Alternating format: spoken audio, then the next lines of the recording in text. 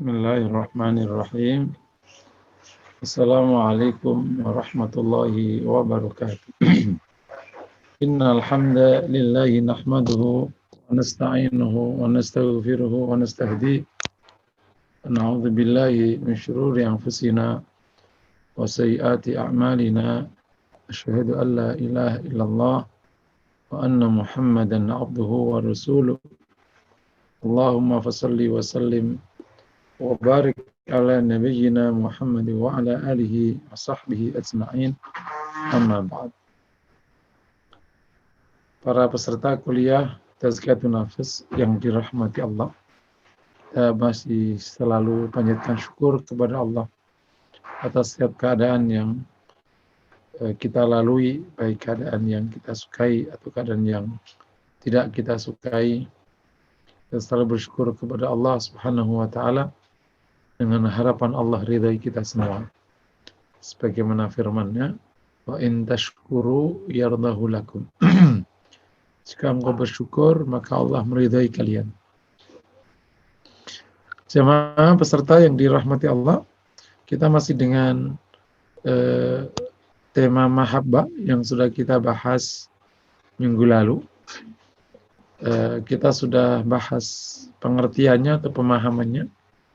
Kita juga sudah bahas kaitan-kaitannya. Nah, ada ungkapan yang menarik dari As-Sakhati.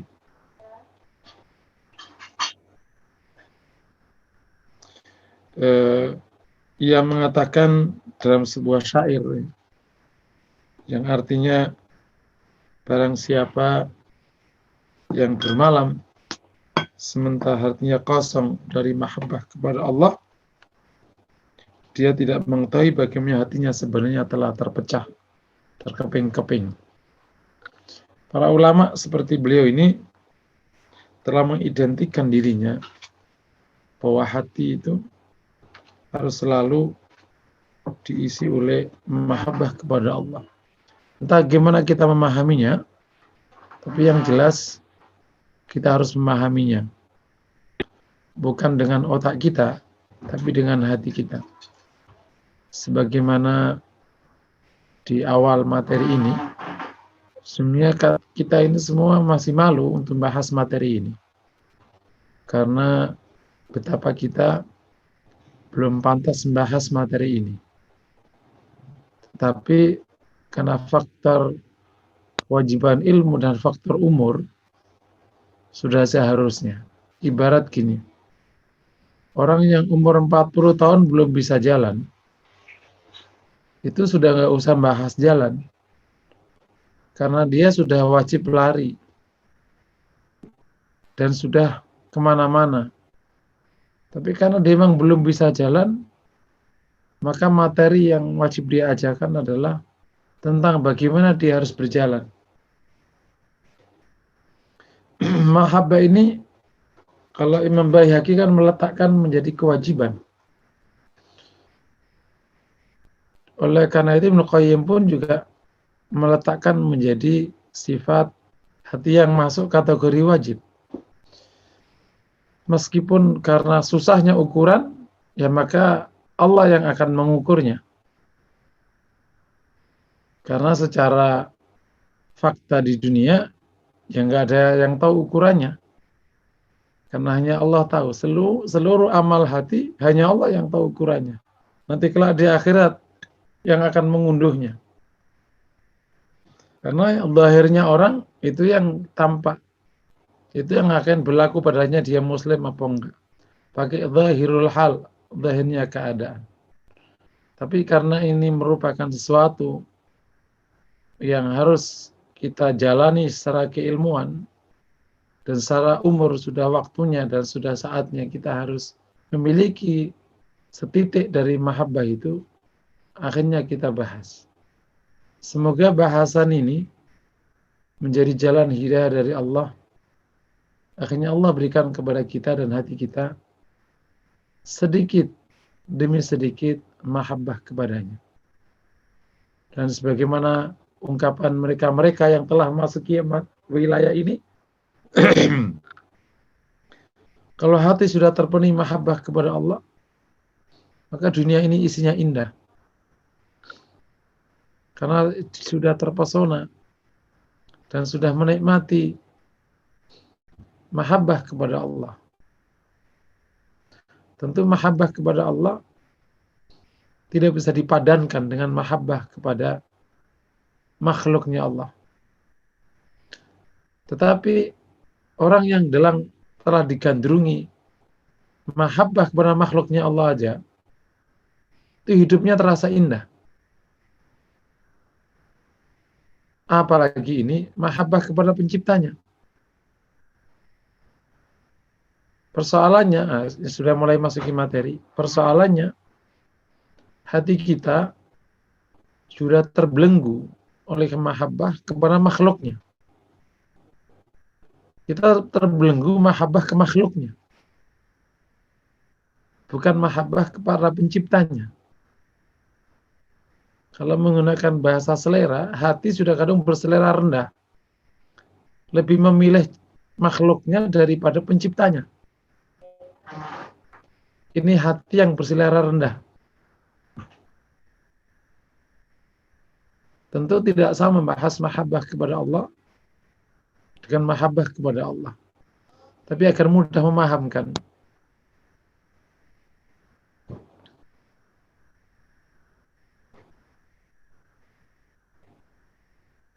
disuruh berhubungan dengan pemilik pabrik, ogah.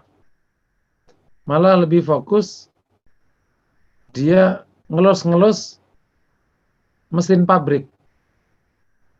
Padahal kalau ketemu pemilik pabrik, dia akan mudah megang mesinnya apa saja. Dia terpesona dengan mesinnya. Tentu ini tidak sama. Hati sudah terlanjur berselera rendah, lebih memilih ciptaannya, bukan penciptanya. Bahkan memilih ciptaannya yang tidak mengantarkan kepada penciptanya. Kalau menikmati ciptaannya mengantarkan ke penciptanya, ini masih indah karena ujungnya ketemu penciptanya. Tapi ini tidak berhenti pada ciptaannya. Mencintai bumi dan area. Mencintai makhluknya. Namanya manusia.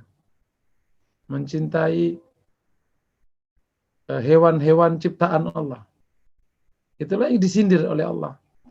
Zuyyina lin-nasi hubbus syahawati minan nisa'i wal banin wal qanatiril muqantarah. Dihiaskan pada manusia suka akan keinginan-keinginan akan wanita, ini tentu ini kontaknya laki, dan anak-anak. Qanatiril muqantarah, harta, wal dhahab, emas, wal fiddah, min adz-dzahabi wal fiddah, wal khairil musawwamah, kuda, wal an'am, binatang ternak, yakni semua hal, pasangan, anak-anak, properti, kekayaan, gedung, kendaraan, binatang ternak, belakang, dan macam-macam. Sehingga hati tidak terasah untuk menemukan penciptanya. Nah, inilah Bapak dan Ibu yang dirahmati Allah yang menjadi PR kita. Jadi kalau kemarin saya bahas nafas itu ada 3 kategori ya. Pertama nafas malakiyah, nafsu malakiyah. Kedua nafas syaitaniyah. Yang ketiga nafas bahaimiyah. Nafas malakiyah adalah jiwa yang bersifat malaikat. Artinya dia seperti malaikat yang sukanya kebaikan. Dia tidak punya hasrat sedikit pun kepada keburukan. Tidak punya hasrat sedikit pun kepada kebaikan. Kepada keburukan. Yang kedua, nafas bahaimiyah. Yakni jiwa yang punya hasrat seperti hasratnya binatang. Dan binatang itu hasratnya 3. Pertama, makan minum. Yang kedua, hubungan pasangan, seks. Yang ketiga, menyerang atau lari. Ya udah itu kerjaannya. Jadi ketika manusia kerjaannya cuman urusan makan minum, urusan pasangan, dan urusan menyerang melari, berarti dia sebenarnya kayak kambing. Persis. Cuman mukanya manusia. Tapi jiwanya kambing. Dan gak sedikit manusia ini yang mukanya manusia, mentalnya mental kambing. Nah, kalau dia mimpin kabupaten, sebenarnya kambing mimpin kabupaten. Karena kerjaannya makan minum, cari pasangan, berikutnya nyerang dan lari. Udah. Kalau nggak menghajar orang, ya dia lari kalau dihajar orang. Zaman dulu mengajarnya pakai senjata, sekarang menghajarnya pakai kata-kata. Ya udah gitu doang, sama aja. Dulu menjatuhkannya pakai silat, sekarang menjatuhkannya pakai alat. Yang ketiga, nafas syaitaniyah. Jiwa seperti setan. Apa itu setan? Maunya menggoda manusia jauh dari Allah, menggoda manusia agar jauh dari Allah. Seperti setan. Ini lebih jahat lagi. Kalau tadi seperti binatang, ini udah kayak setan. Setan tapi jenis manusia. Nah, jadi jiwanya udah setan. Kalau tidak buruk, nggak enak. Jadi maunya ini, dunia ini jahat semua kayak dia. Gitu. Aneh. Kalau lo mabuk, asal lo nggak ngajak orang, masih mending. Lo mabuk, ngajak orang mabuk. Nah, kayak gitu-gitu. Ada orang tukang judi, nggak ngajak judi. Mending lah. Ini tukang judi, bikin peraturan supaya judi boleh. Lah kan jadi aneh. Ngajak judi namanya. Itu namanya nafas syaitaniyah. Nah, dari nafas ini, kita baru ketemu di mana mahabbah itu bisa ditumbuhkan. Mahabbah ditumbuhkan ketika nafas seseorang ada di kelas pertama, nafas malakiyah. Kalau nafasnya bahaimiyah, apalagi syaitaniyah, maka otomatis nggak akan kenal tuh mahabbah kepada Allah. Gitu. Nggak kenal tuh. Kenalnya ya berarti kepada makhluk Allah. Gitu. Kita tanya tuh sama kambing, Bing, lo hidup lo ngapain, Bing? Ya gue sih pagi nyari rumput. Nah gitu pasti. Kalau saatnya kambing bisa bicara, ada film-film Disneyland ya, kan tuh kambing baru bisa ngomong tuh. Filmnya anak-anak tuh. Terus ngapain lagi? Habis itu ya udah nyari aja tuh istri. Jangan kawin ya. Nyari aja siapa aja di perempuan. Habis itu nyeruduk orang. Kalau kita kalah, lari kita. Nah, udah itulah hidup. Nah yang kayak gini nggak akan pernah bisa naik. Apalagi nafasnya.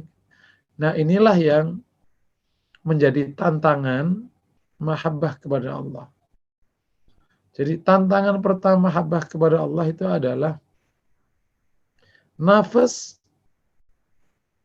belum selevel untuk mencicipi mahabbah karena masih bahaimiyah atau syaitaniyah. Nanti solusinya dibahas di belakang. Itu tantangan atau rintangan pertama ya. Nah di sini memang yang seperti saya katakan di materi tadi, ketika nafas kita ada di bawah bahaimiyah, apalagi syaitaniyah, maka diajak bicara mahabbah emang nggak nyangkut. Sama sekali nggak nyangkut. Karena memang tidak seleranya. Nggak seleranya sama sekali.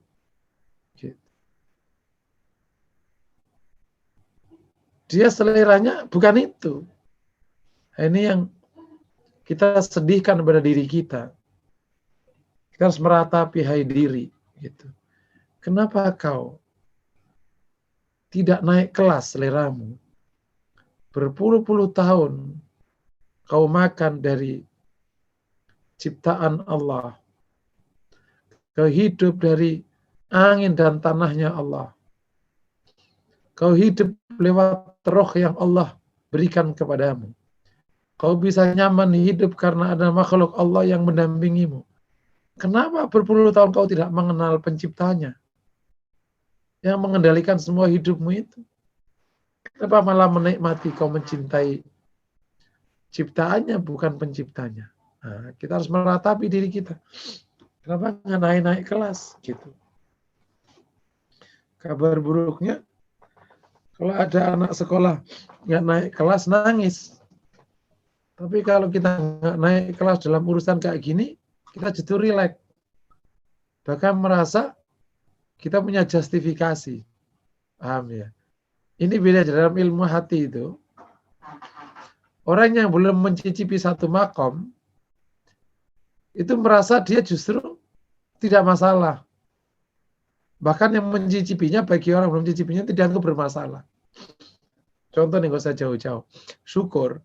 Bagi orang yang belum syukur, itu melihat orang yang bersyukur itu aneh. Paham ya? Ini uniknya di ilmu hati.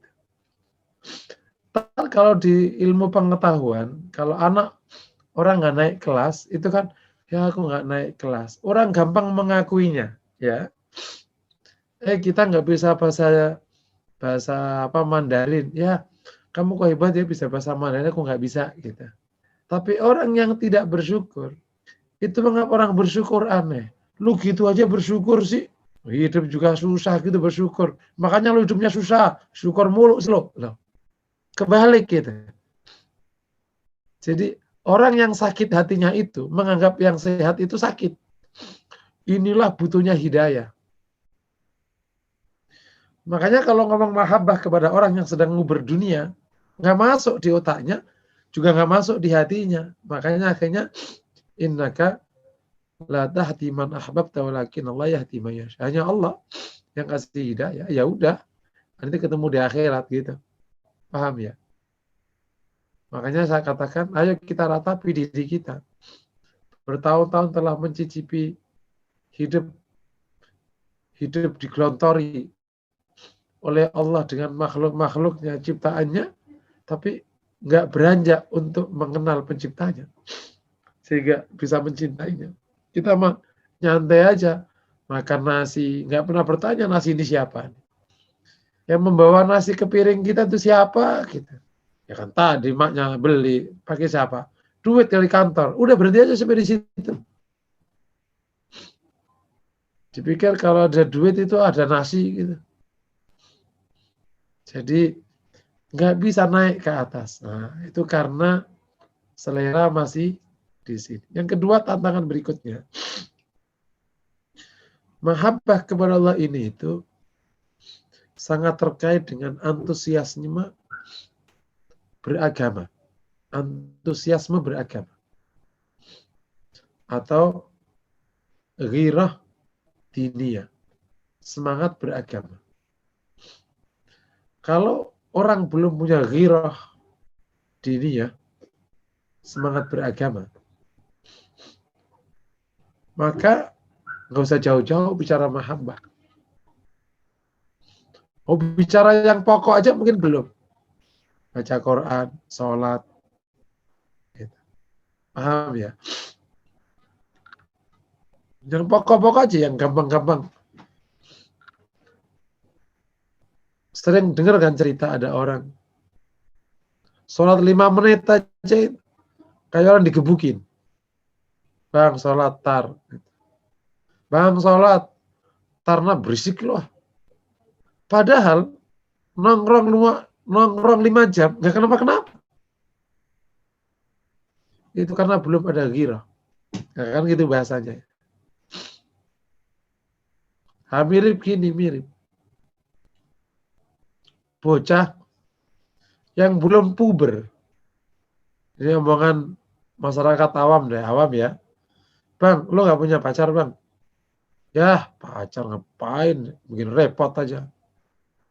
Karena dia belum puber. Coba puber. Nyodorin. Mani mah calon. Pakai calon. Ya, gak mau nikah langsung aja. Karena puber. Orang yang belum punya pubersitas agama. Boro-boro bicara mahabbah.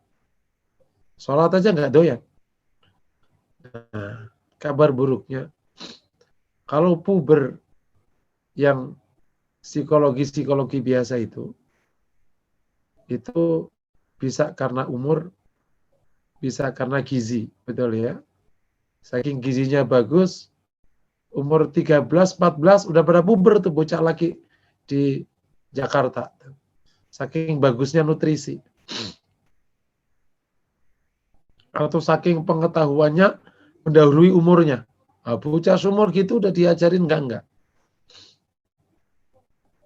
Tetapi pubersitas beragama, kalau bahasa umumnya, ghirah diniyah, semangat beragama. Terkadang ini, 40 aja belum semangat. Nah, ketika belum ketemu semangat beragama, maka boro-boro bicara mahabbah kepada Allah. Bicara taat aja belum. Nah, ini tantangan kedua. Jadi tidak munculnya ghirah diniyah. Sebabnya banyak ghirah diniyah. Kenapa nggak muncul? Tadi, kenapa nih bocah? Umur 20 kok nggak puber? Oh, kurang nutrisi. Nah, ini kurang gizi dari kecil. Pantesan nggak puber-puber. Kurang gizi. Kecetot. Atau banyak sebab. Kelainan. Demikianlah ghirah diniyah. Kenapa nggak puber-puber umur 40 padahal? Oh, kurang nutrisi. Gitu. Dari kecil nggak punya asupan agama. Kurang nutrisi agama. Atau ada kelainan. Maksudnya apa? Ya, hidayah belum turun, ada kelainan. Itu namanya. Masa ada orang berpuluh-puluh tahun nguber aja. Itu nggak masuk akal kan kadang. Ada orang, tapi ini fakta. Kalau ada orang 30 belum bicara mahabbah kepada Allah itu kan ya masih mending. Umur 60 mau, tapi kalau ngisi hari waktu kosong itu aneh-aneh.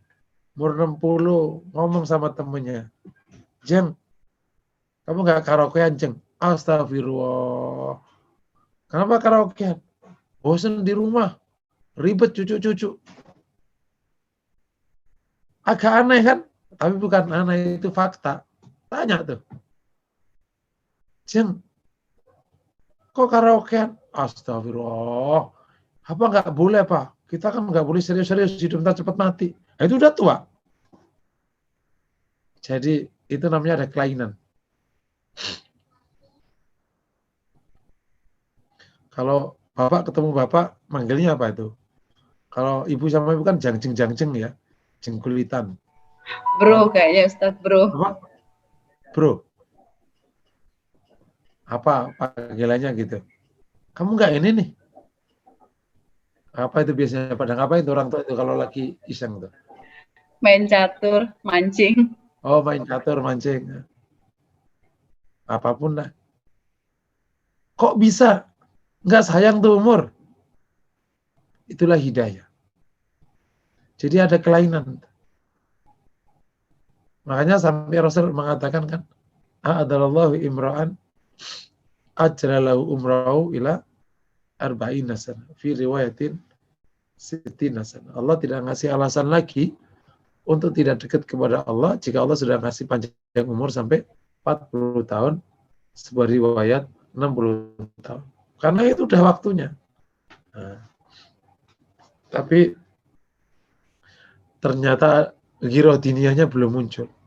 Itu tantangan kedua. Tantangan ketiga, bahwa faktanya Bapak dan Ibu yang dirahmati Allah, kita ini telah menjadi korban, saya sebut korban materialisme sejak kita sekolah. Jadi materialisme itu oleh para ahli ahli peradaban, memasuki abad 21 itu telah bergeser dari paham menjadi ideologi. Awalnya paham, sudah bergeser menjadi ideologi seluruh orang di dunia. Tak terkecuali orang Islam. Agamanya Islam, ideologinya materi. Sehingga lahir fenomena agama dieksploitasi untuk materi. Bukan dibalik. Materi dieksploitasi untuk agama. Ya. Sodakohlah agar bisnismu lancar. Itu namanya eksploitasi agama untuk materi. Mestinya kebalik. Bisnislah yang lancar agar sodakohmu banyak. Paham ya? Itu namanya materi dieksploitasi untuk agama. Bang, kenapa sih rajin bisnis? Ya biar sedekah banyak. Atau dibalik. Bang, kenapa sih sedekah banyak? Bisnis lancar. Yang tujuannya mana akhirnya? Nah, itu ideologi. Kalau ideologinya Islamisme, dia akan mengatakan bisnislah yang lancar agar sedekahmu banyak. Kalau ideologinya materialisme, maka dibalik. Sedekahlah yang banyak agar bisnismu lancar. Nah, sama-sama lancar nih bisnisnya. Tapi yang mana tujuan, yang mana strategi. Materialisme ini telah menghujam ke hampir banyak. Dan sudah diakui di salah satu. Saya baca buku udah lama tentang materialisme yang bisa menimpa ke seluruh pemeluk agama. Oleh karena itu, mumpung kita belajar ilmu hati, ini bukan bab tentang tampilan, tentang apa yang ada di isi hati. Kalau tampilannya sama, orang yang Islamisme, tampilannya sama. Ya dia makan, ya minum, ya berpasangan, ya bisnis, ya kerja, ya insya Allah kaya, insya Allah juga punya posisi bagus, insya Allah juga jabat. Tapi bagi orang yang Islamisme, ini bukan tujuan. Gitu. Ini hanya fasilitas yang ia jalani demi tujuan yang lebih mulia.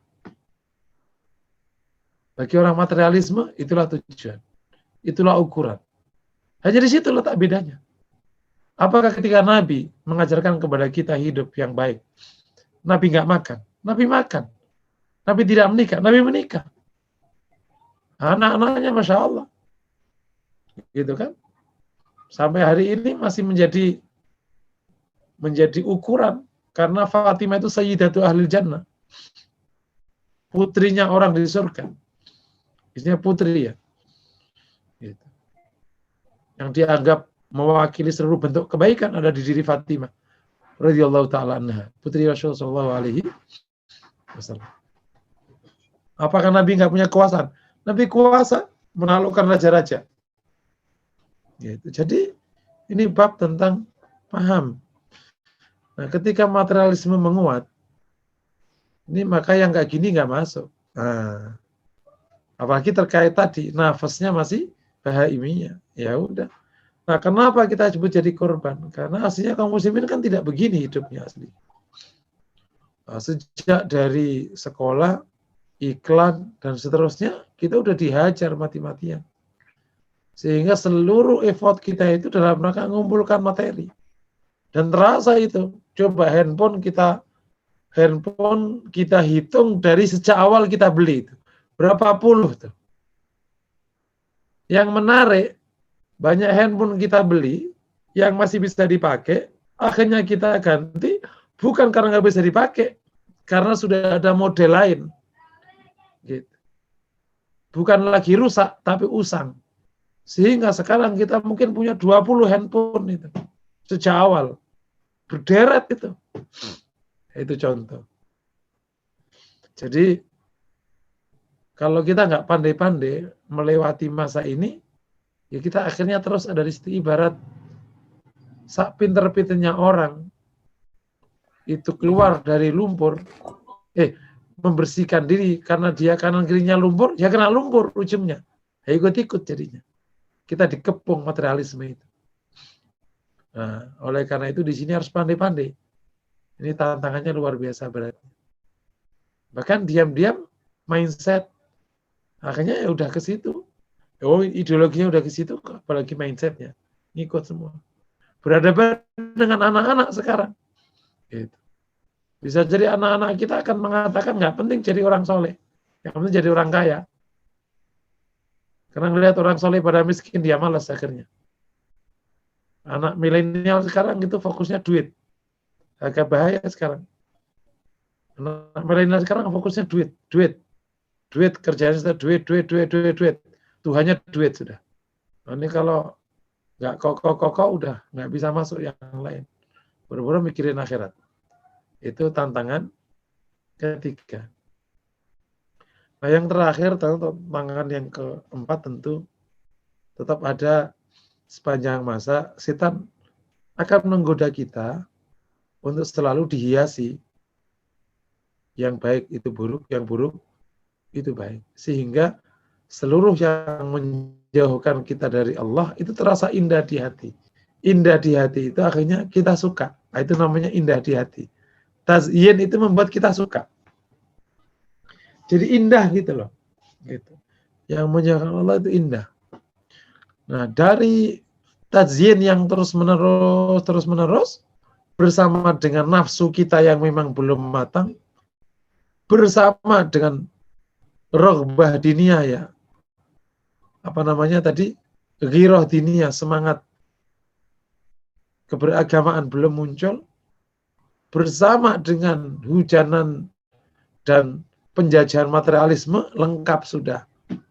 Mahabbah kepada Allah itu mirip langit oleh anak kecil, punduk merindukan bulan. Udah nggak masuk di otaknya, nggak masuk apalagi di hatinya. Dalam pikirannya aja nggak ada namanya mahabbah kepada Allah. Dan itulah nasib kita semua. Kita sudah ada di area yang sangat rendah. Area yang terkepung, nggak keluar. Tapi apakah itu nggak ada jalan keluar? Insya Allah dengan izin Allah. Kita keluar dari kepungan ini untuk bisa mencicipi area besar namanya mahabbah kepada Allah. Sehingga kita bisa hidup dalam kedamaian mahabbah, keindahan mahabbah kepada Allah. Tiada hari kecuali kita dihiasi oleh mahabbah kepada Allah. Dan sekira Allah panggil kita sementara hati sudah mencicipi mahabbah, maka tiada hari yang lebih indah daripada hari itu. Tentu tidak bisa dibandingkan, tapi agar gampang kalian pahami. Ketika orang dimabuk cinta, tiada hari kecuali indah baginya. Padahal hanya cinta kepada makhluknya Allah. Bagaimana mencintai? Menciptanya. Tentu cinta makhluk Allah tidak sama dengan cinta kepada Allah. Kalau setiap hari hamba ini terus mendambakan mahabbahnya kepada Allah, apalagi merasakan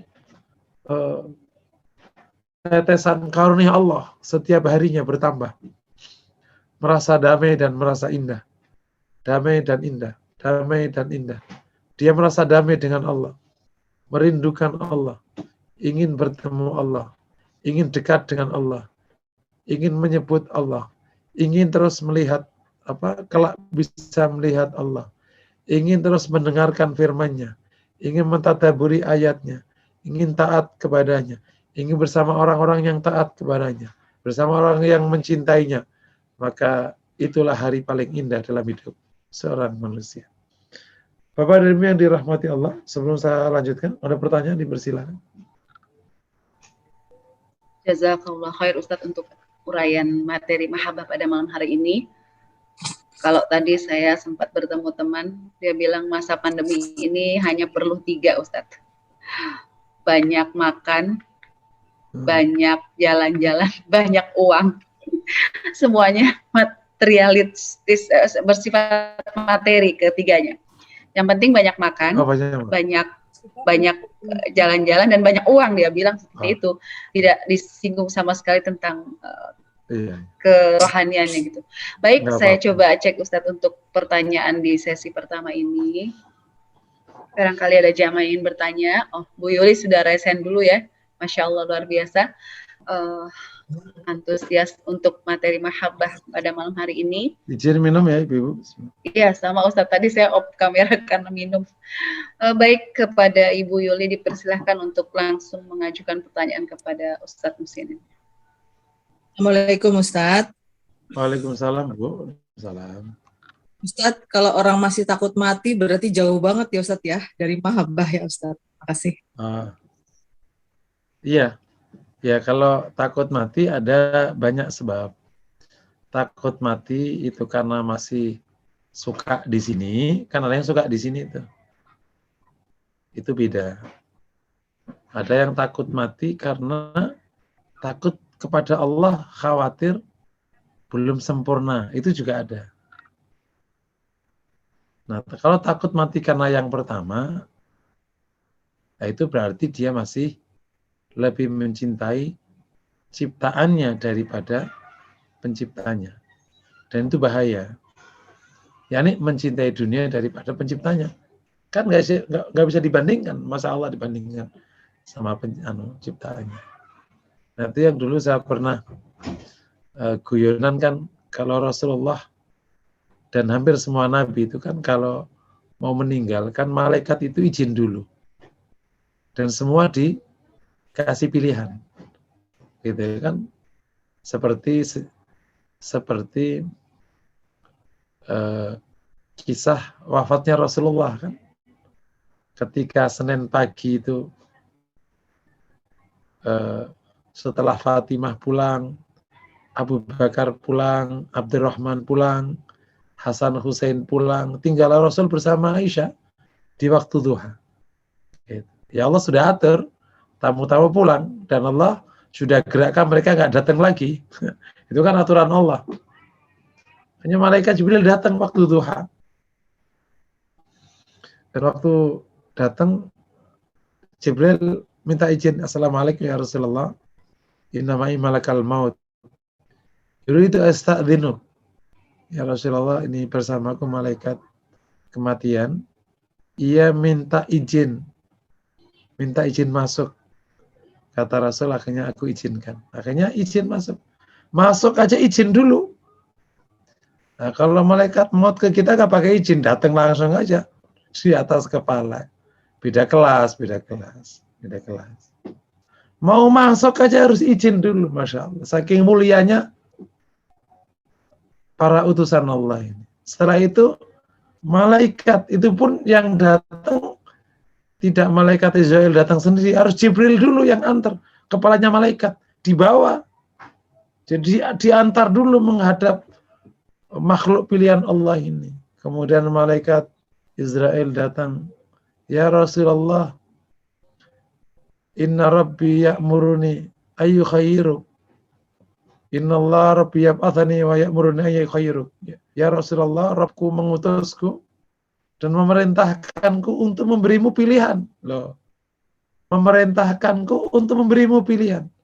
Baina anta isya fid dunya au tarji'a ila rafiqil a'la. Antara kau tetap hidup di sini atau kau pulang kepada Allah Subhanahu wa taala. Nah, maka Rasul menjawab ila rafiqil a'la. Nah, makanya pada waktu Rasul menjawab itu Aisyah langsung nangis itu. Wallahi lam yakhtarna wa lam yakhtarna. Rasulullah sudah tidak memilih kami lagi, enggak memilih kami lagi. Nah, itu Aisyah itu cemburu itu di situ. Bukan cemburu tapi menangisi. Karena Rasulullah sudah tidak memilihnya lagi, ya memilih ingin pulang kepada Allah. Dengar tuh jawaban itu. Nah, kalau di konteks ini kita disuruh kasih pilihan gimana? Nah, gitu. Hei Pak, siapa? Allah mengutusku dan memintaku untuk memilihkan kamu. Oh, di sini aja Pak, sini apa? Ntar dulu. Aku belum nonton Kak, sepak bola apa itu terkenal. Paham ya? Nah, makanya karena ketahuan kita ini nggak mau pulang, maka pulangnya dipaksa. Itu ketahuan logika. Langsung aja cabut, Assalamualaikum. Tapi kalau yang bagus-bagus, anak-anak soleh kan, Dek, Sudah jam 5 mau pulang apa mau main? Pulang, Mak. Udah tahu dia. Udah waktunya pulang. Tapi kalau anak yang nggak bisa milih ya dipaksa. Pulang sekarang. Gitu. Nggak mau, tarik. Nah, gitu. Oke ya, jadi yang pertama, kalau takut mati karena memang masih mencintai di sini, ya itu betul. Itu masih jauh dari urusan. Semoga Allah jaga kita. Yang kedua, tapi takut mati karena takut belum siap amal soleh, itu menimpa orang soleh. Dia takut mati karena belum siap menyelesaikan urusannya di dunia, itu menimpa banyak orang soleh. Menimpa.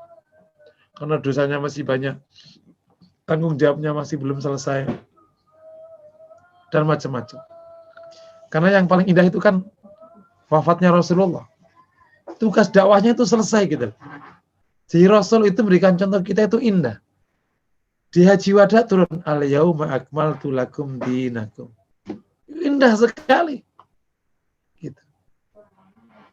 Hari ini aku sempurnakan untuk agama. Oh, stop. Makanya semua sahabat ketika turunannya itu bergembira. Karena berarti Allah sudah ridhai agama. Sudah sempurna ini berarti syariat. Tapi Abu Bakar malah nangis. Karena itu pertanda Rasul pasti akan pulang. Udah selesai tugasnya. Nah, banyak juga orang soleh karena tugasnya belum selesai. Misalnya dakwah belum selesai, ini belum selesai. Jadi masih khawatir kalau nanti ditinggal kemudian malah berantakan. Dia ingin tuntaskan tugasnya semua. Banyak juga yang di konteks itu takut, bukanlah takut karena takut mencintai, takut karena belum menyelesaikan tugasnya. Kan beda, ada beberapa nabi yang belum selesai tugasnya panggil sama Allah, ya kan. Nabi Isa karena dia akan diangkat oleh Allah. Nanti pas pulang, pas turun lagi kan nggak pakai syariat Nabi Isa yang dulu ya, pakai syariatnya Rasulullah gitu. Itu cerita lagi ya. Ada beberapa nabi yang tapi Rasulullah kan tuntas, selesai Jazirah Arabia Islam semua, sudah nggak ada yang ganggu, Allah panggil pulang. Jadi itu pas banget gitu. Maka semenjak Rasul pulang dari Haji Wada itu, kemudian Rasul ke Baqi mulai sakit macam-macam sampai kemudian 2 bulan setelah itu ya. Kemudian Rasulullah wafat.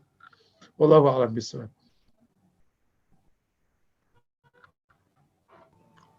Ustaz. Ya, jazakallah khair Ustadz untuk jawaban pertanyaan tadi. Ini di chat room ada pertanyaan dari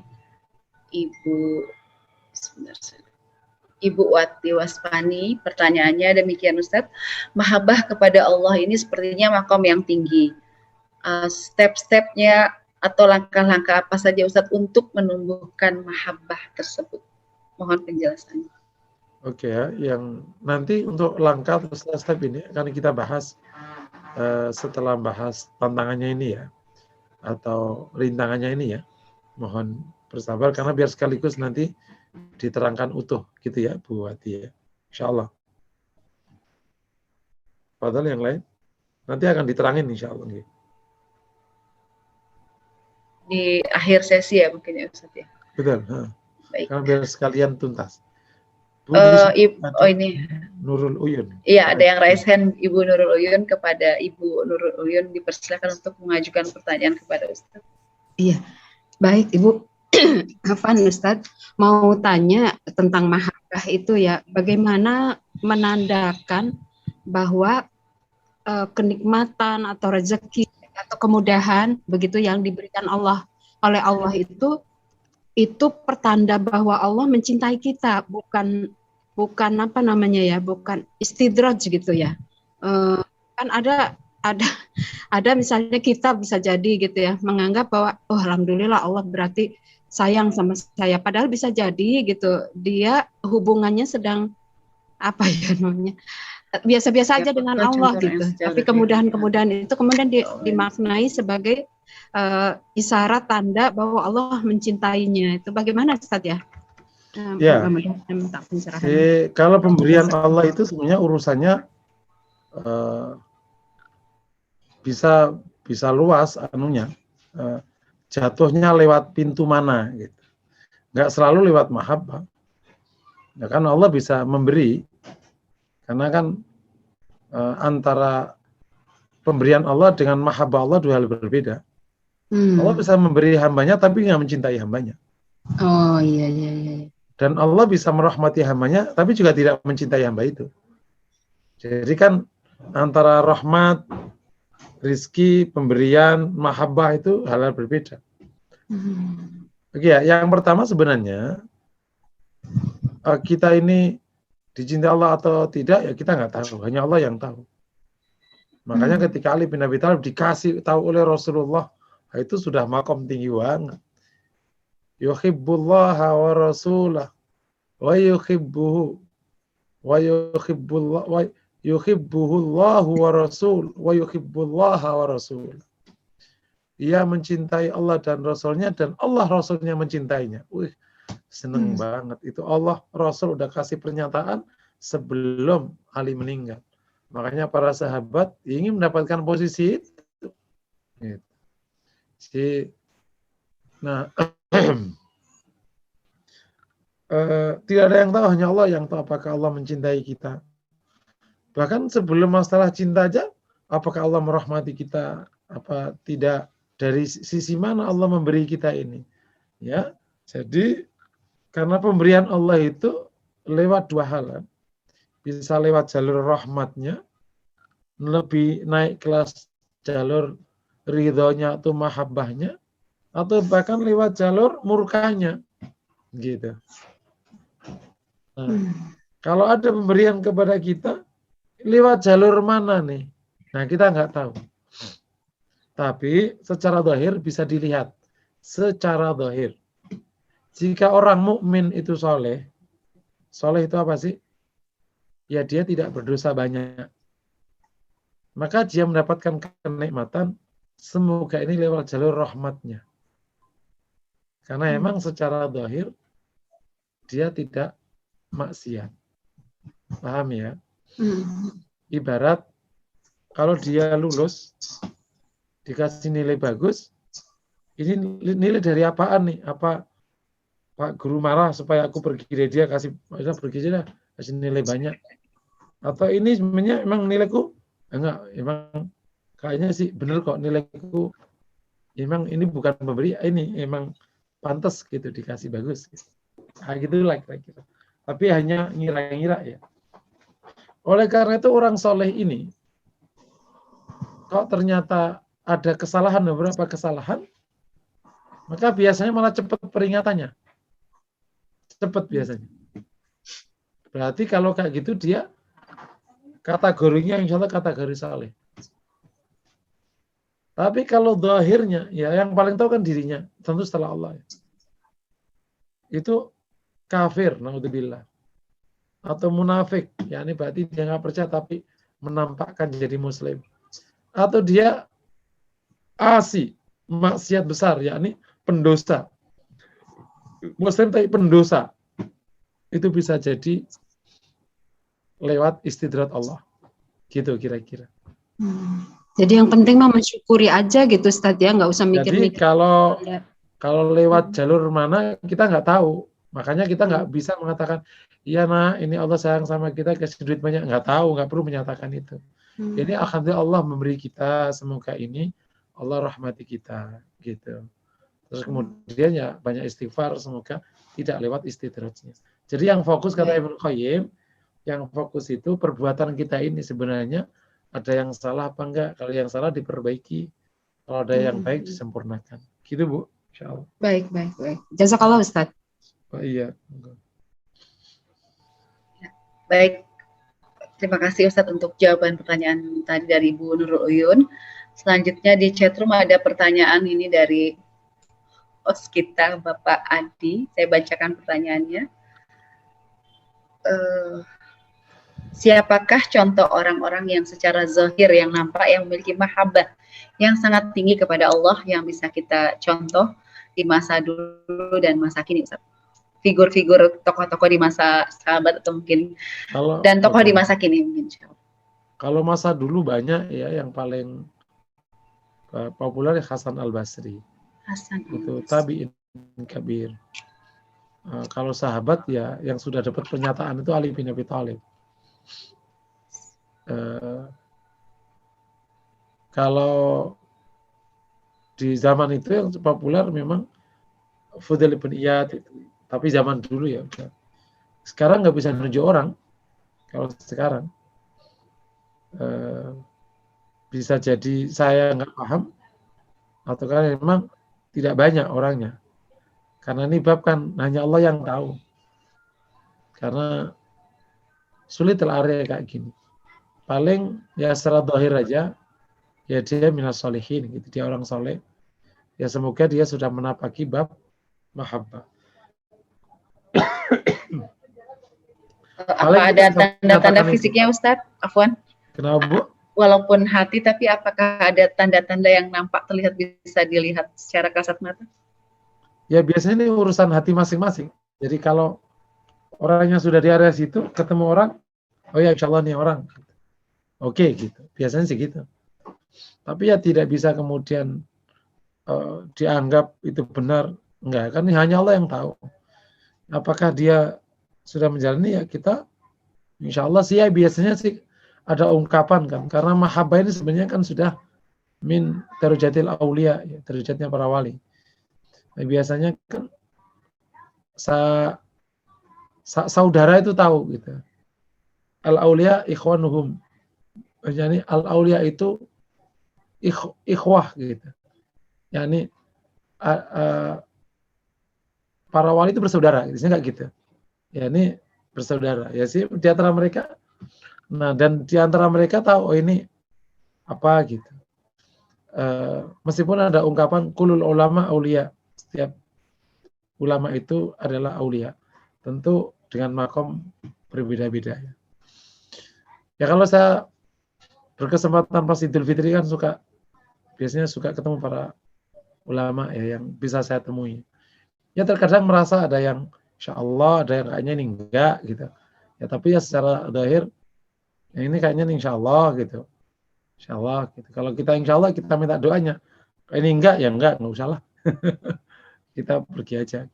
Kayak gitu kira-kira. Tapi ya enggak ada yang tahu sebenarnya, enggak ada yang tahu. Hanya Allah yang tahu. Wallah alam bisa. Baik Ustadz, berarti tokoh untuk masa kini belum ditemukan nih Pak Adi. Silakan dicari sendiri atau kita menjadi tokoh tersebut. Baik, Ya. ada satu pertanyaan lagi Ustadz. Mohon maaf ya, nggak ada satupun bisa mengklaim dirinya atau menunjuk orang lain. Karena ya, hati ya Ustadz ya, berkaitan dengan hati hanya Allah yang tahu. Bahkan saya ketemu pimpinan-pimpinan Thariqah, ya kan itu yang terkenal dengan urusan kayak gini ya. Terkadang ya iya, terkadang enggak. Ini enggak. Gitu. Kenapa? Ya karena kan sudah campur baur kayak gini kan. Gitu. Tapi kalau memang karya yang masih banyak ya harus diakui ya. Bahwa memang seperti di Yaman, kemudian misalnya di Mekah, di Madinah, itu memang masih cukup banyak sebenarnya. Menemui yang kayak begitu. Terus di Syam ya. Di Syam itu termasuk Ardil Aulia, tanahnya para wali itu ada di Syam. Suriah sekarang itu. Yang hancur lebur itu. Agak bergeser sedikit ya. Misalnya ke area Palestina gitu. Syam ya masih Syam juga ujungnya. Memang areanya masih di area sana, memang Allah tetapkan Ardul Anbiya ada di sana. Jadi kalau Ardul Anbiya di sana, emang Ardul Aulia juga nggak jauh-jauh. Makanya sampai sekarang katanya ini, tapi ya ini hampir semua ulama Indonesia itu 80% itu memiliki hubungan dengan mereka. 80% semua ulama. Kayak begitulah kayak tasalsul gitu. Baik yang lewat nasab, berarti di jalur laki, atau lewat duriyah, jalur perempuan. Kalau jalur perempuan kan nasabnya udah putus. Tapi berarti kan darahnya masih ngalir. Nah, tapi atau jalur nasab, berarti nasab laki. Wallahu a'lam bishawab. Baik Ustadz, ini ada pertanyaan lagi di chat room. bolehkah izin bertanya nih Ustaz ya, bolehkah kita berpendapat bahwa semua nikmat ataupun ujian yang itu semuanya adalah karena kecintaan Allah kepada kita. Sedang bagaimana hamba menyikapi saat menerima nikmat dan ujian itu yang menunjukkan kecintaan kita kepada Allah atau tidak. Jadi atau tidak.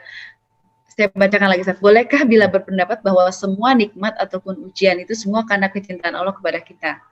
Sedang bagaimana kita sebagai hamba menyikapinya saat menerima nikmat dan ujian itu menunjukkan kecintaan kita kepada Allah. Kepada Allah atau tidak. Jadi yang tahu kecintaan kita kepada Allah hanya Allah dan diri sendiri. Apakah demikian, Ustaz? Jadi gini, akan lebih tepat kalau pemberian Allah itu datang dari kasih sayang Allah. Gitu, bukan dari cinta.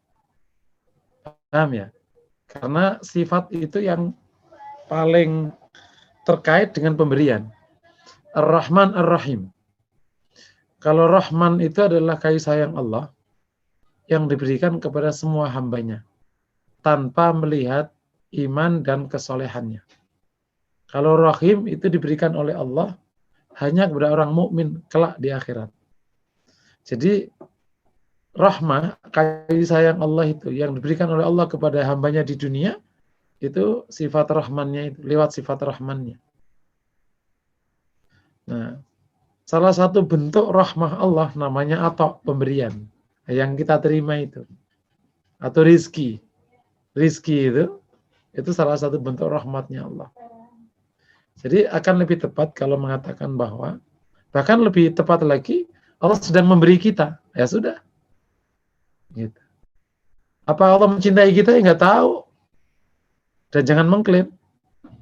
Cuman karena materi mahabbah ini mungkin nggak kita kaji kan ya, dan kemudian orang tiba-tiba ujuk-ujuk pada bahas mahabbah, dan sebenarnya makomnya masih bahaimiyah sebenarnya, masih suka kadang agak geli melihat lagu-lagu seseorang menyanyikan lagu di Ramadan, aku mencintaimu ya Allah, padahal itu lagu-lagu cinta itu lagu cinta kepada ceweknya itu, apalagi itu dinyanyikan pakai bahasa Arab. Ya bahasa Arab juga itu cinta ke cewek itu sebenarnya, bukan cinta kepada Allah. Cuman dinaikkan. Jadi sebenarnya kalau melihat materi yang sekarang malam ini kita jadi geli. Nah, tapi ya karena itu kebaikan ya udahlah, biarin aja. Tapi akhirnya terkadang melampaui batas dalam arti secara keilmuan ya. Sehingga pemberian Allah itu karena Allah mencintai kita gitu. Nah, sebenarnya lebih tepat Allah memberi kita nih. Ya sudah, Allah memberi kita. Bahkan apakah Allah merahmati kita? Kita nggak tahu. Tapi yang jelas hari ini Allah memberi kepada kita. Kita bersyukur kepadanya.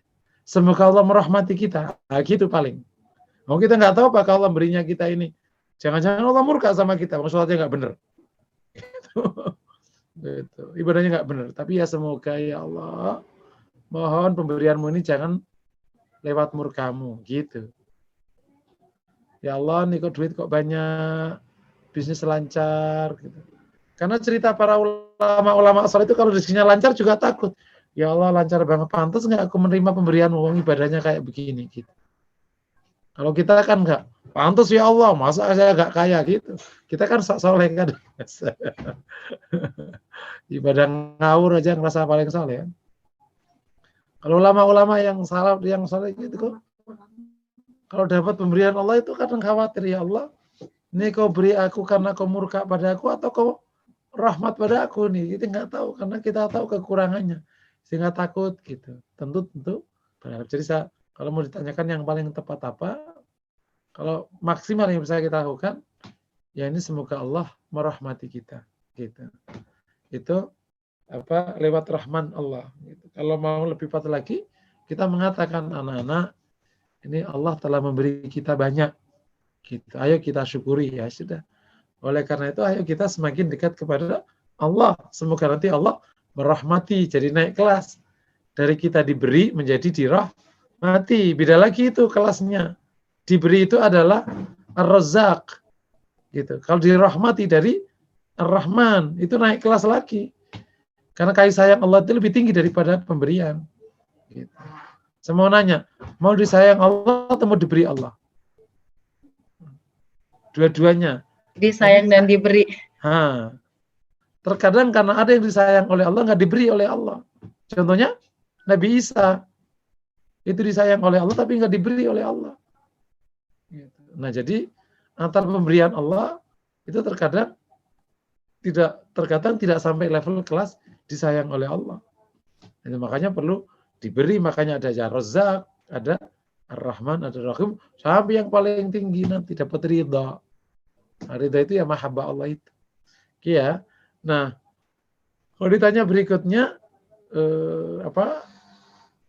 bagaimana kita bisa membalas ini? Pertama kali yang level pertama ya syukur. Kalau diberi oleh Allah itu level pertama syukur. Jangan loncat ke mahabbah dulu, syukur dulu. Karena kalau loncat nanti takutnya jatuh. Karena khawatir kita belum paham sebenarnya bab mahabbah. Kalau tiba-tiba syukur aja belum, kalau udah mahabbah ya nggak mungkin. Jadi kalau udah mahabbah itu nggak mungkin nggak khusyuk. Kalau masih nggak khusyuk, berarti belum mahabbah, belum. Oh, khusyuk aja belum kok mahabbah. Gimana ceritanya ya? Kan nggak mungkin ada orang mencintai nggak khusyuk, nggak mungkin. Kalau belum khusyuk atau sering tidak khusyuk, apa itu belum sama sekali. Nggak usah jauh-jauh memahami. Kalau kau ketemu yang kau cintai, khusyuk nggak kira-kira? Padahal dia hanya mencintai makhluknya Allah loh. Gitu. Hei sayang, mau apa? Kok bengong sih? Oh iya, mau apa? Kan gitu kan. Jadi kalau khusyuk belum. Jadi pertama syukur kepada Allah. Setelah kedua syukur, taat kepada Allah. Ya, karena itu taat kan bentuk syukurnya. Setelah taat, naik kelas menjadi taqarrub kepada Allah. Mendekat. Jadi taat tapi sudah naik kelas menjadi taqarrub, mendekat. Nah, semoga kalau sudah mulai taqarrub itu, mulailah kali-kali mulai merasakan getaran mahabbah kepada Allah. Semoga. Entah berapa tahun kita jalani, semoga. Tapi ciri-cirinya kan kemarin sudah kita bahas tuh. Ada rindu, ada damai, ada apa. Nah itu mulai dirasakan. Semoga Allah berikan. Kalau sesuatu yang sudah disabdakan atau firmankan oleh Allah, insya Allah itu berarti mungkin terjadi pada hambanya. Karena la yukallifullahu nafsan illa wus'aha. Ketika ada kewajiban mencintai Allah, itu maknanya berarti mungkin kita raih. Karena walladzina amanu asyaddu hubban lillah. Orang mukmin itu besar sekali cintanya kepada Allah Subhanahu wa ta'ala. Wallahu a'lam bishawab. Jazakallah khair Ustaz untuk jawabannya tadi ya. Ini ada pertanyaan lagi dari KCOMBTD. Saya belum tahu nama aslinya Ustaz karena yang tampil di Zoom namanya seperti itu. Saya bacakan pertanyaannya. Assalamualaikum Ustaz, izin bertanya, apakah orang yang dicintai Allah masih bisa dizolimi oleh makhluk? Satu. Yang kedua, kesabaran orang yang dizolimi apakah dapat menyebabkan datangnya cinta dari Allah? Sesuai dengan dalam Al-Quran disebutkan innallaha yuhibbus sabirin. Mohon penjelasannya Ustaz. Oh iya. Yang pertama, apakah orang yang dicintai Allah itu masih bisa didolimi? Mungkin, bisa. Lewat jalur ujian dari Allah. Kalau secara umum, orang yang dicintai Allah itu akan dijaga oleh Allah. Seperti hadits qudsi, idza ahbabtuhu kuntu sam'ahu alladhi yasma'u bihi wa basarahu alladhi yubsiru bihi wa yadahu alladhi yabtishu biha wa rijlahu alladhi yamshi biha wa idza sa'ala a'tiyanna wa idza sa'ala uidanna. Kalau saya mencintai seorang hamba, kata Allah, maka saya adalah pendengar yang gunakan mendengar, penglihatan yang ia gunakan melihat, kaki yang ia gunakan berjalan, tangan yang gunakan bekerja. Dia minta, sungguh saya kasih, minta perlindungan, saya lindungi. Itu adalah standar umum. Ketika Allah sudah mencintai hamba, maka Allah akan jaga. Ya, Allah akan tunjukkan jalan kebaikan. Tapi mungkinkah masih bisa dizalimi? Mungkin. Dalilnya, karena Nabi juga mendapatkan ujian. Lewat jalur ujian. Karena orang mukmin yang dicintai Allah sekalipun, tetap punya ruang untuk diuji oleh Allah. Selama dia hamba Allah, ya dia punya peluang untuk diuji oleh Allah. Contohnya Rasulullah. Kan orang yang paling dicintai Allah adalah Rasulullah Muhammad sallallahu alaihi wasallam. Untuk salawatnya. Sayyidul Anbiya wal Mursalin, Imamul Anbiya wal Mursalin. Gitu. Yang kematiannya indah sekali. Yang memilih kembali kepada Allah daripada bersama sahabat-sahabatnya. Dan Rasul mencintai sahabatnya. Tapi yang memilih untuk kembali kepada Allah. Tapi tetap saja ya diembargo. Tetap saja giginya tanggal di perang Uhud. Tetap saja berdarah wajahnya di perang Uhud.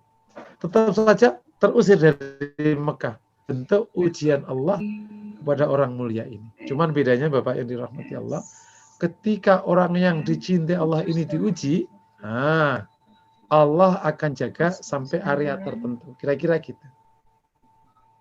Ini hanya ibarat saja. Ketika anak murid itu kau cintai, tetapi kemudian dia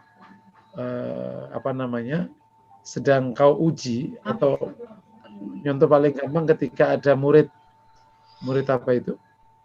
Murid silatmu itu paling piawai dan paling kau cintai, akhirnya tetap kau uji. Kau pukul, tapi kau ukur pukulanmu itu kepadanya tidak akan sampai membuat dia terkapar atau mati. Hanya ingin ngetes kemampuannya sampai di mana. Maka sampai batas tertentu Allah akan tolong. Itulah pertolongan Allah. Nah, kira-kira kayak gitu. Jadi kalau cintai Allah, diuji Allah, santai aja nggak apa-apa. Makanya Rasul diuji oleh Allah ya rileks aja, gitu. Karena dia dekat dengan Allah. Nah, itu bedanya di situ. Tapi kalau diuji karena kesalahan, repot, gitu. Ibarat bukan ya. Ini murid nakal, si gurunya udah gemes, udah sana berdiri. Nah, udah enggak ini. Tapi kalau yang disayangi meskipun diuji, ya tetap aja ada batas. Tentu Allah tidak sama dengan hambanya ya. Ini harus memahamkan saja. Allahu a'lam bishawab. Baik, Ustadz. Mahabbah ini agak panjang juga ya ternyata di pertemuan kita yang kedua ini. Butuh beberapa seri lagi mungkin karena bahasanya sangat panjang. Ada pertanyaan lagi Ustadz di satu lagi.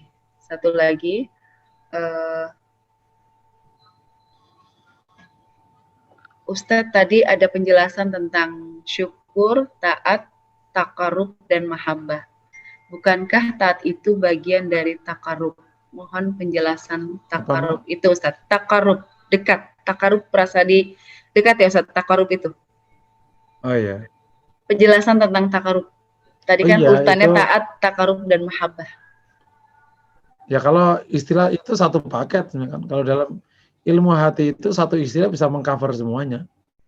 Tapi kalau disebutkan satu-satu itu punya fokus masing-masing. Nah, syukur ya berarti itu syukur ya. Taat itu berarti kalau istilah taat gitu, berarti fokusnya pada menjalankan kewajiban dan meninggalkan haram gitu. Kalau takarub itu sudah mengambil sunnah. Kan ada istilah muttaqin, muqarrabin, dan khawasul muqarrabin. Itu ya semuanya taat. Cuman kalau ada istilah taat digandeng sama takarub itu identik dengan yang sunnah sudah. Jadi sudah menjalankan yang sunnah. Lah itu kan juga taat, ya itu taat juga sama. Gitu. Cuman kalau sudah digabung itu sudah level lebih. Nah baru setelah kalau sudah bisa takarub itu mungkin mulai memasuki wilayah mahabbah. Tentu dari takarub ke mahabbahnya masih panjang. Dari takarub ke mahabbah juga masih panjang. Cuman kan nanti itu ada zuhud, bagaimana sudah kita materikan dibahas itu. Itu harus masuk semua itu. Mulai dari syukur, sabar, ya ada ikhlas di dalamnya, nanti ada zuhud, ada tawakal, macam-macam. Itu baru area mahabbah itu baru bisa masuk. Tapi insya Allah kalau udah mulai sering takarub kepada Allah, sering takarub, sering dzikir dalam kesendirian, semoga Allah Ta'ala berikan kita mahabbah. Bisa dipahami ya insya Allah ya. Memang ini agak panjang mahabbah ini karena mahabbah itu adanya di hati bukan di otak. Nah kita harus memahami betul nih bab mahabbah. Khawatir kita terjebak kepada orang yang kita nyebutnya al-kibru bima la ya'lam. Kita bisa terjebak kesombongan yang tidak kita tahu. Seperti contoh orang yang mengatakan uhibbuka ya Allah. Aku mencintaimu ya Allah. Itu nggak pantas yang dinyatakan seorang hamba gitu. Kenapa kok nggak pantas? Ya kan yang tahu engkau mencintai Allah hanya Allah. Emang kau tahu kau mencintai Allah? Nah, sampai gitu karena itu makom di hati kan. Paling kan nas'aluka hubbak, ya Allah aku minta bisa mencintaimu. Karena cinta pada Allah ini kan dahsyat sekali karena itu min auliyaillah, itu dari termasuk auliyanya Allah, walinya Allah. Karena definisi wali itu adalah man yuhibbullaha wa yuhibbuhullah. Gitu. Wali itu adalah orang yang mencintai Allah dan Allah mencintainya. Itu wali sebenarnya. Wali itu kan terjemahnya orang dekat. Orang dekatnya Allah. Nah, kira-kira kan gitu. Orang dekatnya Allah itu adalah siapa? Orang yang mencintai Allah dan Allah mencintainya. Masya Allah itu. Jadi makanya kalau sudah paham, alhamdulillah suatu saat semoga Allah berikan kita mahabbah kepada Allah.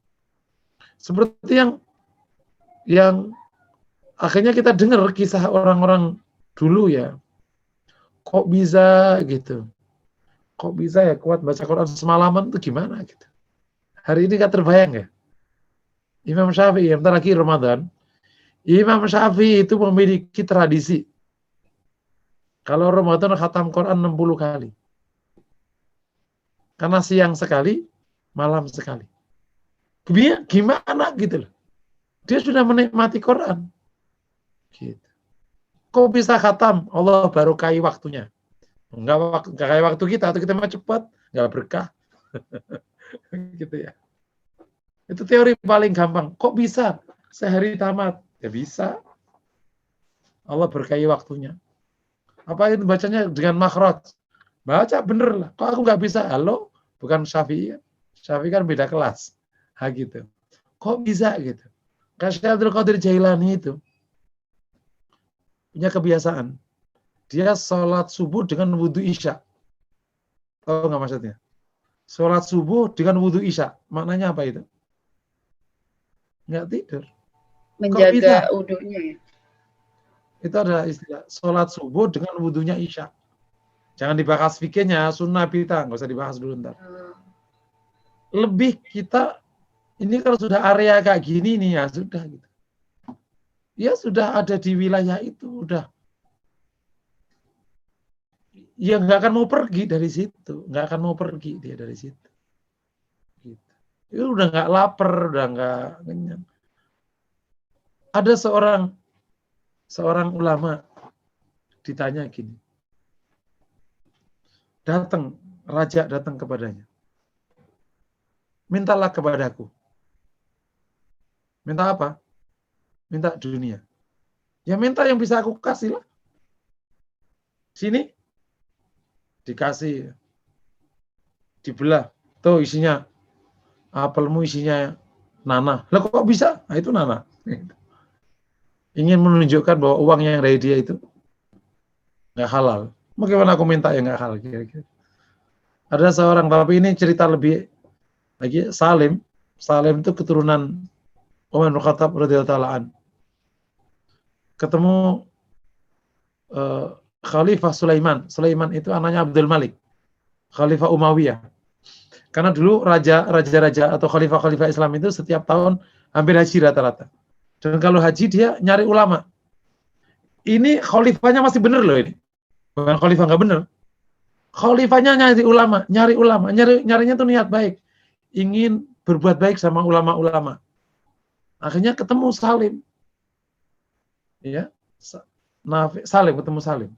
Yani anaknya Abdullah bin Umar. Nah, anaknya Abdullah bin Umar. Ya Salim. Ya, kan masih ingat kan, itu anaknya cucunya Umar kan masih dekat sekali kan. Siapa yang nggak kenal Umar bin Khattab? Khalifatul Rasulillah. Khalifatul Mukminin ya, Amirul Mukminin. Ya Salim, salni. Mintalah kepadaku. Kata Salim, dia natap dengan agak marah gitu. kamu nyuruh aku, bahasa Arabnya, tak murni an as'aluka fi baitillah, kau nyuruh aku minta padamu di rumah Allah. Marah, dia tetap akhirnya pergi. Padahal yang ngomong siapa? Khalifah. Bukan hanya ketua RW, bukan hanya presiden. Wilayahnya kan setengah dunia kan zaman itu. Setengah dunia kan. Terus akhirnya ngelihat Sulaiman ini ngelihat Salim udah keluar dari Masjidil Haram. Dideketi lagi. Ya Salim, tadi kau marah mungkin karena aku bicara kepadamu di rumahnya Allah, di Ka'bah. Sekarang sudah di luar masjid. Mintalah kepadaku. Bayangin aja, menyodorkan diri. Mintalah kepadaku. Kalau kita, oh iya bos, proposal langsung ya. Beda kelas, Masya Allah. Malu kita. Beda kelas. Semoga sih beda kelas, tapi semoga di akhiratnya deket-deket lah. Amin ya. Kita masuk surga lewat doa ya. Karena amalnya nggak nyangkut, doanya aja lah. Terus kata Salim, ya Sulaiman, minta apa kepadamu? Minta urusan akhirat atau urusan dunia? Kata Sulaiman ya rajanya, dunia lah, nggak mungkin aku berimu akhirat. Kata Salim. Oke, kata Salim. Ya Khalifah, urusan dunia ini, aku tidak pernah minta kepada Tuhanmu. Kepada Allah yang menciptakanmu dan rajamu. Aku nggak minta. Apalagi minta kepadamu. Nggak. Dia pergi. Mantap nggak kira-kira? Masya Allah. Jadi memang dulu gimana kaum muslimin nggak? Emang level ulamanya segitu. Level rajanya segitu. Rajanya emang juga masih soleh. Gitu. Masya Allah, ini memang pantas mereka diberikan oleh Allah kemuliaan dan kemenangan. Jadi, nah ini kalau mau ditanya tadi kembali ke apa tadi ya? Langkah, oh bukan. Tadi ya, pokoknya ya udahlah itu pokoknya tadi kita udah dijawab tadi ya. Ya baik, ini ada 2 pertanyaan lagi Ustadz di chat room. Terus tadi kan Ustadz akan menyampaikan tentang langkah-langkah menumbuhkan mahabbah. Ya, saya bacakan pertanyaan dulu atau mau langsung langkah-langkah dulu Ustadz? Oke. Langkah dulu nggak? Langkahnya mungkin sekiranya ini misalnya belum cukup, Ibu Bapak semua baca aja buku Tazkiyatun Nafas atau buku-buku terkait dengan ilmu hati, baik Imam Ghazali atau Qayyim yang bahas masalah mahabbah. Biasanya mereka memberikan bab ini agak beda, khusus dia dibahas. Minimal kita memahami dengan sempurna, hati nyangkut. Semoga suatu saat Allah izinkan kita untuk bisa menjadi mahabbah kepadanya. Mungkin langkahnya sebenarnya masih ada tadi solusi atas rintangan tadi harus dibahas. Terus saya juga ingin masih materi ada namanya kisah al-muhabbin, adalah kisah-kisah orang yang sangat mencintai Allah. Karena bab mahabbah ini harus diterangkan dari berbagai macam sisi supaya hati kita nyangkut. Kalau diterangkan pakai logika, karena cinta itu bukan logika. Cinta itu nggak logika. Kalau aku nerangkan pakai logika, nanti hatinya nggak nyangkut-nyangkut. Nah, itu nanti kita nggak paham. Kelihatannya mungkin masih perlu pertemuan satu lagi. Karena di dalam kisah Aulia itu kita akan terasa itu. Oh, mereka begitu doh. Mereka begitu toh cintanya kepada Allah.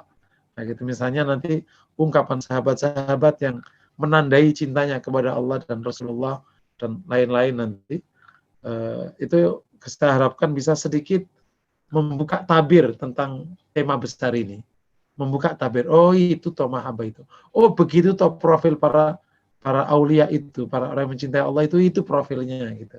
Nah, sehingga kita semoga suatu saat Allah akan kasih kita. Ya, seperti cerita beberapa sahabat yang sudah mencicipi posisi itu. Karena Rasulullah menyatakannya kan. Langkahnya ini mungkin konkretnya yang gampang saja. Yang pertama, banyak berzikir. Zikir itu akan menyelesaikan banyak hal. Tadi nafsu yang masih bahaimia semoga selesai dengan zikir, nafsu yang masih syaitonnya pakai zikir. Gitu.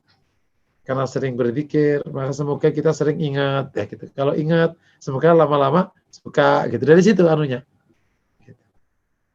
Jadi banyak berzikir ini juga sekaligus memenuhi hati dengan zikrullah sehingga yang lain nggak masuk gitu. Karena hati itu kan maunya hanya satu kan, yang nggak bisa mendouble. Kalau sering zikrullah ya semoga lama-lama bisa. Yang kedua, termasuk zikir tapi ini dibedakan, sering aja tilawah dengan tadabbur. Nah, tilawah dengan tadabbur ini itu kaitannya menikmati firman-Nya Allah, risalahnya Allah. Gitu. Jadi awalnya merasa indah dengan firman-Nya yang namanya tadabbur itu, ya, merasa menjadi nikmat, menjadi bahagia dengan firman-Nya, yakni dengan Quran. Lama-lama kita mulai bisa damai dan bahagia dengan Allah SWT. Beranjak dari situ. Yang ketiga, bisa dimulai dari ihsa'un ni'mah, menghitung nikmat. Nah, kalau menghitung nikmat, akhirnya insya Allah kita ngerasa banyak. Nah, hati biasanya mencintai yang memberi banyak. Nah, gitu. Hati ini lebih suka pada pemberinya. Nah, selama ini hati ini lebih ketutup. Yang memberi ini suami. Jadi cinta ke suami. Padahal suami itu hanya lewatan aja. Pemberinya Allah. Gitu. Enggak usah di ekstrim. Mas, berarti aku tuh sudah gak mencintaimu ya mas. Aku mencintai Allah saja. Enggak usah gitu. Enggak usah ekstrim. Jadi dihitung ihsa. Dan ihsa nikmat itu bagian dari kebaikan. Boleh. Oh, Masya Allah, banyak sekali. Yang keempat ya, langkahnya. Latihan khusyuk. Khusyuk itu awalnya kan merendah kepada Allah. Nah, khusyuk, begitu khusyuk, merendah, kemudian tunduk, nah, itu bisa lama-lama bercampur mahabbah. Lama-lama dari khusyuk bisa kecampur mahabbah. Karena memang ujungnya khusyuk itu ada campuran mahabbah. Jadi awalnya khusyuk yang tadarruk yang menghibah itu, lama-lama bisa mahabbah. Semoga itu mungkin langkah-langkah yang agak gampang dijalani. Dari situ semoga bisa bisa Allah izinkan itu mahabbah ini terjadi gitu. Sehingga mungkin nggak tahu apakah kita pernah nggak mencicipi sholat subuh dengan wudu isya ya, nggak tahu tak ngalamun, tapi minimal pernah sekali kan waktu umroh misalnya kayak gitu. Oh ternyata misalnya gitu. Wallahu a'lam bishawab. Baik Ustadz, jazakallah khair untuk langkah-langkahnya tadi, diantaranya adalah banyak zikir ya. Yang lebih mudah untuk dikerjakan adalah poin yang pertama, banyak berzikir. Karena bisa dilakukan sambil beraktivitas. Ini Ustadz, ada 2 pertanyaan tadi yang saya sampaikan, tapi waktu kita sudah 9:39 ini. Tidak apa-apa ya. 2 pertanyaan dari Ibu Yanti. Beliau pernah mendengar hadis, kalau tidak salah, hamba yang mengenal dirinya niscaya mengenal Robnya. Apakah dapat dikatakan bila hamba yang mencintai dirinya, berarti dia juga sekaligus mencintai Robnya? Mohon penjelasannya Ustaz. Oke. Itu mengenal dirinya itu itu sebenarnya bukan hadis ya, itu man arafa nafsahu arba'in. Ada yang mengatakan itu dhaif, tapi yang jelas tidak ada satupun yang mengatakan itu sahih.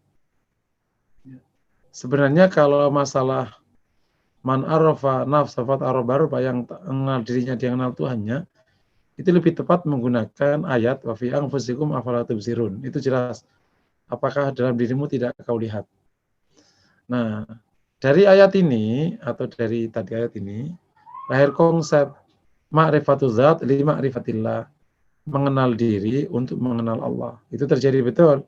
Tapi dasarnya bukan man arafa nafsa fatarabba, tapi dasarnya fi anfusikum afala tubsirun, untuk menghindari perdebatan tentang kesahihan hadis tersebut. Terus pertanyaannya, apakah dengan demikian kalau orang mencintai dirinya, ini saya mencintai Allah? Oh, nggak bisa, kesimpulannya bisa malah fatal kalau kayak gini. Dia mengenal dirinya, bukan mencintai dirinya. Mencintai dirinya, ya malah nggak bisa mencintai Allah, nggak bisa itu.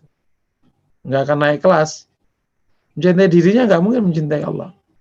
Karena dia mencintai makhluk berarti. Gitu. Nggak mungkin mencintai Allah. Gitu. Tapi mungkin dia mengurus dirinya, iya. Dia mengenal dirinya, bukan mencintai dirinya. Kalau mencintai dirinya nggak bisa mencintai Allah. Kalau mencintai dirinya, dalam arti fokus kepada dirinya, gitu. Tapi kalau mencintai dirinya dalam arti menghindarkan diri dari azab Allah macam-macam, itu istilahnya bukan mencintai dirinya, istilahnya ya menyelamatkan dirinya lebih tepatnya. Wallahu a'lam bishawab. Ya, baik Ustadz, ini terakhir ya pertanyaannya dari Bapak Fauzi Siregar di Padang. Subhanallah, Masya Allah, luar biasa, jauh sekali. Ustadz, Insya Allah mungkinkah? semoga tambah syiar ya. Amin, Insya Allah Ustadz. Ini teman saya yang di Makassar belum hadir, biasanya hadir, beliau baru saja melangsungkan pernikahan, rajin ikut kajian Ustadz beberapa waktu lalu. Ustadz, pertanyaannya, mungkinkah orang yang baik secara umum, taat tapi tidak soleh-soleh banget, bisa mendapatkan cinta dari Allah Subhanahu wa Ta'ala? Mohon penjelasannya Ustadz. Iya, kalau pakai hadis yang terkenal itu yang paling gampang menjadi rujukan dalam bab mahabbah kan. Mahabbah kan terjadi ketika dua hal kan. Itu. Kata dalam hadis qudsi, "Ihfadil yahfadhuka fatajidu tujahak." Man adzaliyan faqad adzana bil hab wa la yazalu abdi artinya gini. Tidak ada sesuatu yang lebih aku cintai daripada yang aku fardukan. Wala yazalu abdi yataqarrabu ilayya bin nawafil hatta uhibbah. Dan hamba selalu mendekat kepadaku dengan hal sunnah sampai aku cintai. Nah, dari hadis ini itu kesimpulannya dua. Bahwa cara untuk mendapatkan mahabbah Allah itu adalah taqarrub kepada Allah. Nah, mendekat itu ada dua hal. Yang pertama dengan hal yang wajib, yakni berarti sekaligus meninggalkan yang sunnah, yang haram. Yang kedua mengerjakan yang sunnah, yakni sekaligus berarti meninggalkan yang makruh. Nah, kalau dia dikatakan dia biasa aja, ya berarti ya belum, ya nggak bisa. Kan katanya biasa aja. Kalau biasa aja mencintai Allah, ya enggak. Kan harus tidak biasa aja kalau mencintai Allah itu kan. Berarti yang wajib, yang haram ditinggalkan, dia harus yang sunnah. Itu baru bisa mencintai Allah. Hatta uhibbah, sampai Allah mencintai. Kalau dia biasa aja ya belum dapat mahabbah Allah. Ya paling dapatnya apa gitu. Mungkin rahmatnya Allah atau dapat pemberian Allah gitu. Allah alam bisa. Perlu dipahami Bapak Allah ya. Memahami mahabbah kepada Allah jangan pernah diasumsikan dengan pemahaman cinta pasangan kepada Anda atau cinta suami kepada Anda. Nggak pernah boleh sama konsepnya. Nanti bahaya malahan. Nanti gitu.